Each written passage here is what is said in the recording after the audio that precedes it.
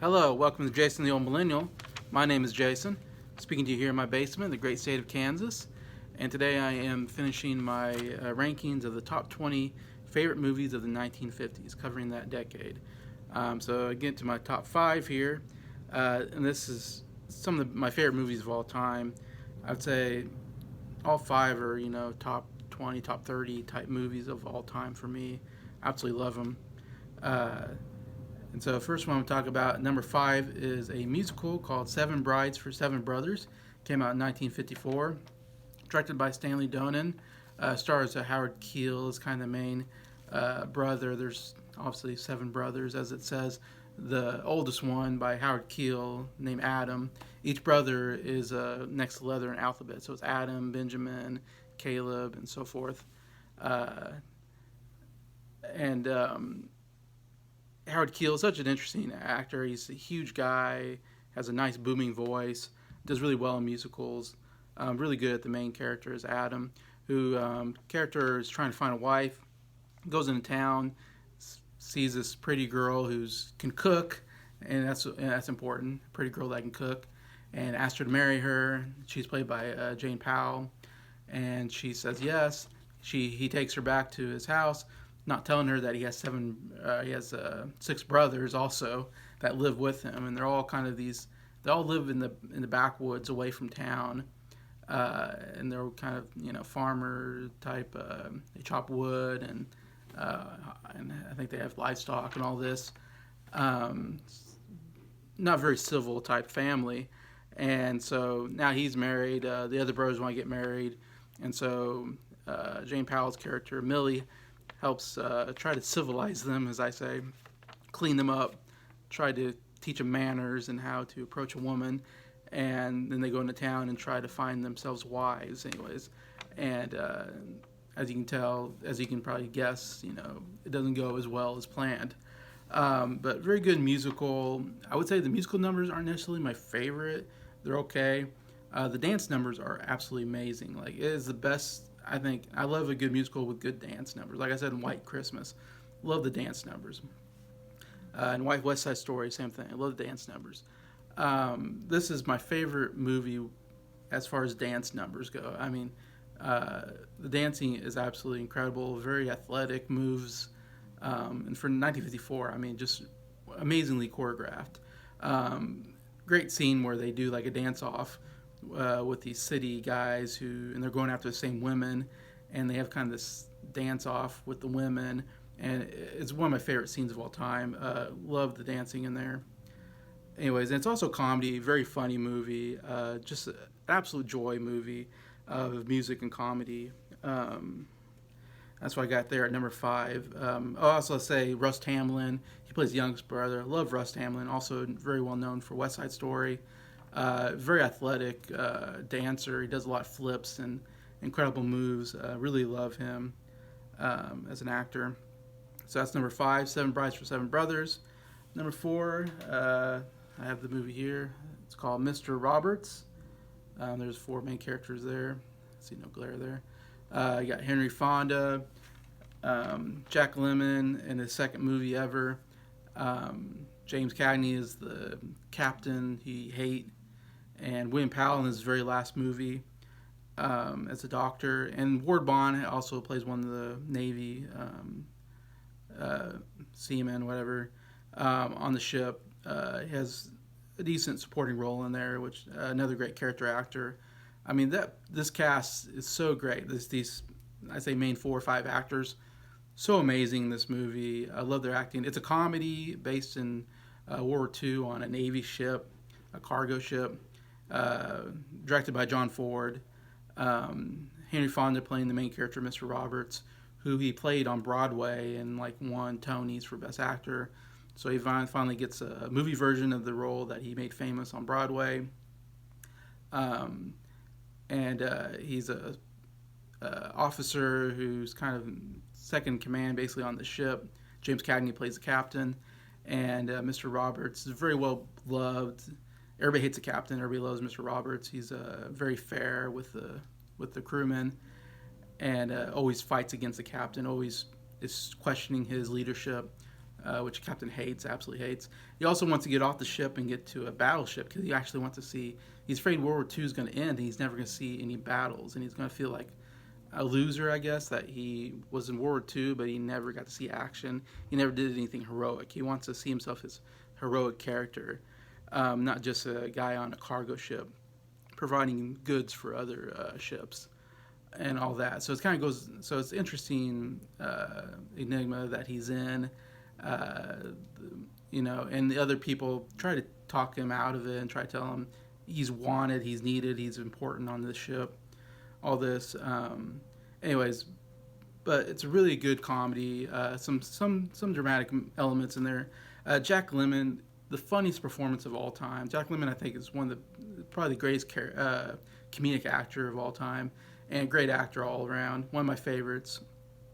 He is hilarious in this movie, especially him and Henry Fonda and Win Powell when those three get together, and Jack Lemmon goes off. You can see Henry Fonda like he has to turn and laugh. He can't. Henry Fonda can't take it. Henry Fonda is not really known as a comedic actor like William Powell and Jack Lemmon, but he has to hold the serious part while Jack Lemmon just kind of just goes off in a comedic way. And absolutely, I mean, just love him so much. He is so funny. He won an Oscar for Best Supporting Actor, which you don't usually win for comedic roles. But if you're so funny like Jack Lemmon, you can win for a comedic role.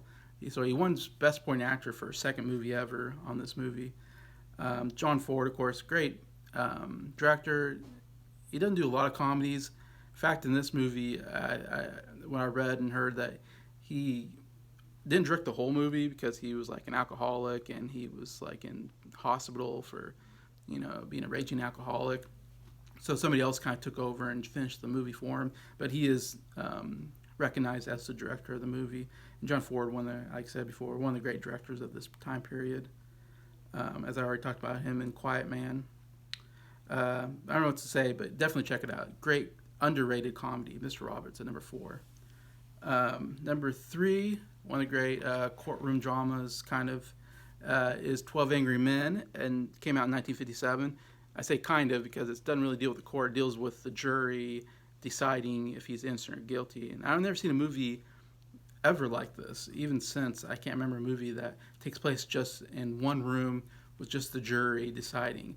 And usually I don't like movies where it's just in one room the whole movie because that can get kind of boring when there's no change of scenery. But this movie's so amazingly acted. I mean, these are really great actors. You got Henry Fonda again, talking about Mr. Roberts.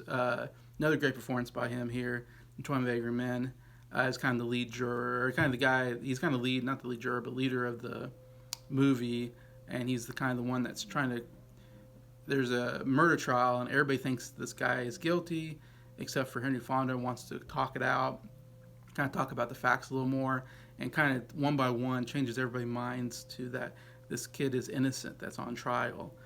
So it's very great. I mean, it's just an acting movie. If you like acting, this and writing, screenplay writing, I mean, this is the movie.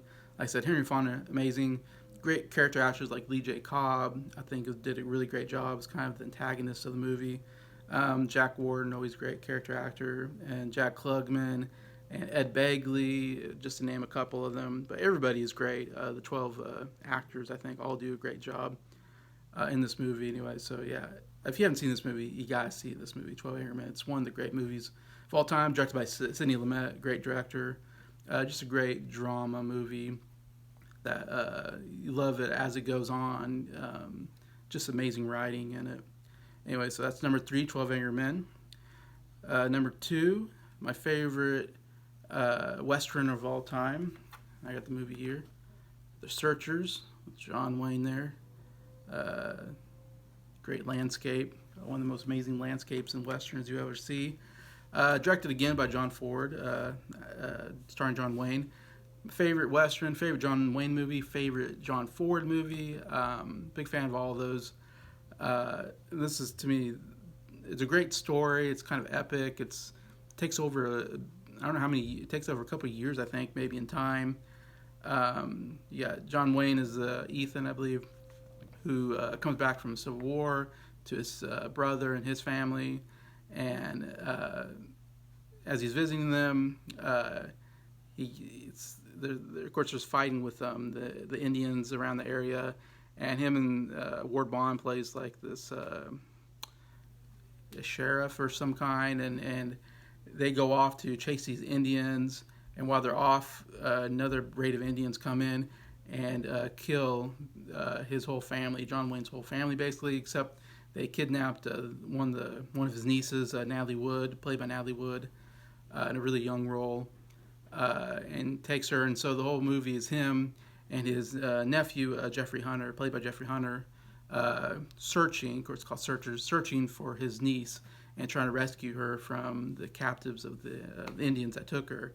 And so the whole movie takes place over a period of time of him searching through winter, through bad conditions, and on the chase of this Indian named Scar, who is kind of the bad guy, I guess, of the movie.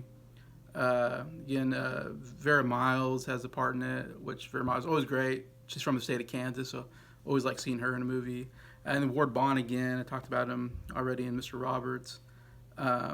He's always in a John Ford movie. He's one of those guys that's, John Wayne, Ward Bond, always in John Ford movies. Great character actor. Love him in this. I think it's his best role of all his movies, and I've always enjoyed Ward Bond in movies like Quiet Man, Mr. Roberts, and all that. Anyways, yeah, great Western, great drama. I think John Wayne gives the best performance. I think he should have won the Oscar for Best Actor. He gives such a emotional, dramatic performance in this. He's not necessarily a likable character throughout, yet he fights for what's good. And he's also, of course, John Wayne's always a great character. His character's always great because they're always heroic and brave and, just cool. He's just a cool character. He's always a cool actor. He's always, it's great. He's this big, heroic type guy, John Wayne. He always plays those kind of characters. And so he's really easy to root for in these kind of movies. And the cinematography is absolutely amazing. Love how it opens and ends. Everything's great. Definitely got to check this out. The Searchers, number 2 on my list. So number 1 on my list, one of the most epic movies of all time, is Ben-Hur. There with Charlton Heston. This is my number 1 favorite movie of the 1950s, and definitely top 15 favorite movie of all time. Directed by William Wyler, one of the great directors, like I said, starring Charlton Heston in his Oscar-winning performance here. Like I said, I talked about him. He did The Best Show on Earth, got that from Cecil B. DeMille. Then that helped him play Moses in Ten Commandments. And playing that character, I think, helped him get the role of Ben-Hur, which is his greatest character, I think, greatest performance of all time. Of course, like I said, won the Oscar for Best Actor. And it's all because he said hello and waved and smiled at Cecil B. DeMille that he got to be in this movie, I think. He worked on another movie with William Wyler before this. I'm forgetting, it's called Big Country or something like that. And I think that's helped him get this role because he worked with William Wyler once before.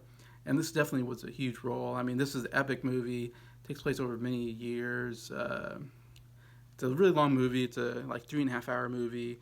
And a lot of people say it's too long. It may be too long, but I still enjoy it quite a bit. There's so many great moments in the movie. Also, Jack Hawkins in it. Stephen Boyd plays his rival, Masala. Great performance. Haya Harriet plays Esther, his love interest. And Hugh Griffith is in there, which he wins an Oscar for Best Supporting Actor for kind of a more comedic role and really kind of odd role to get an Oscar for. Really doesn't come until towards the end of the movie. Like I said, this movie during the Roman times deals with fighting the Jews, fighting the Romans persecuting the Jews.